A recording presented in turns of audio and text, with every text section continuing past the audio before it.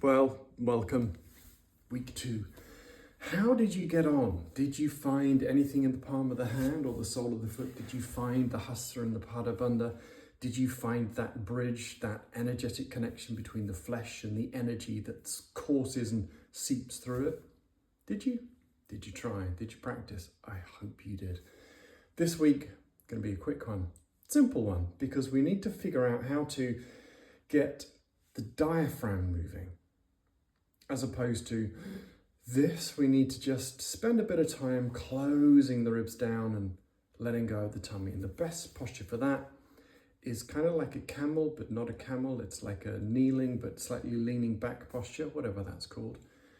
But the main thing I really want you to pay attention to is how we close this and really let go.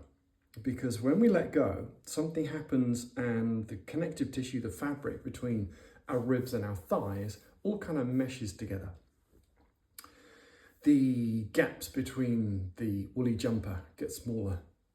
And so we need to get all of the fabric here connecting through to our thighs. And whilst we do that, we're going to figure out how to, instead of doing this with the leg bones, do this with the leg bones, whilst the pelvic floor thrusts through.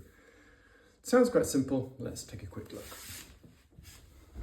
So we're going to be here.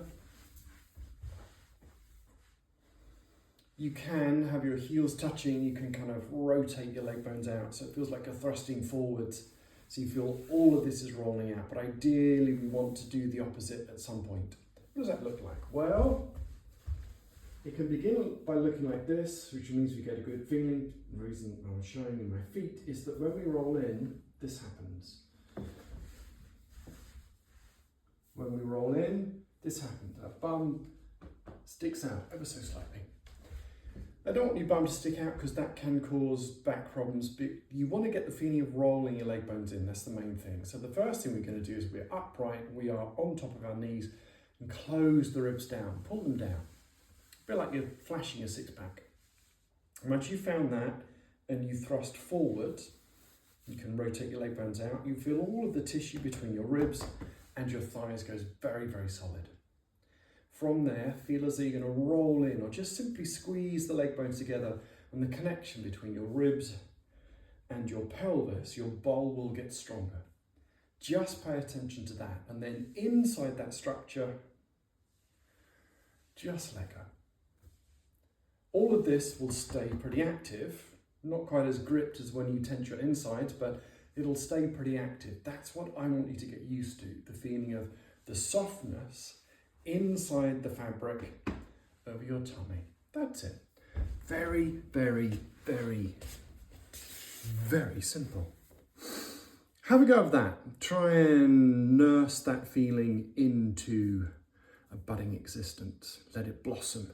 So when you come to other shapes, other postures, other variations of your body within gravity, you know what it feels like. That's the main thing. Don't forget, keep up the cat-cow and possibly the down dog to get your hands and your feet working, but get this feeling into the mix, okay?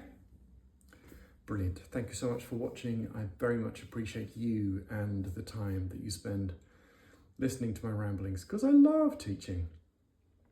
I would love to do more. And so this is a vicarious way of me doing more. If you are interested in knowing more or wanting more, why not just drop me a line, drop me a little comment. Until then, until next week when the story continues, all the best. Bye-bye.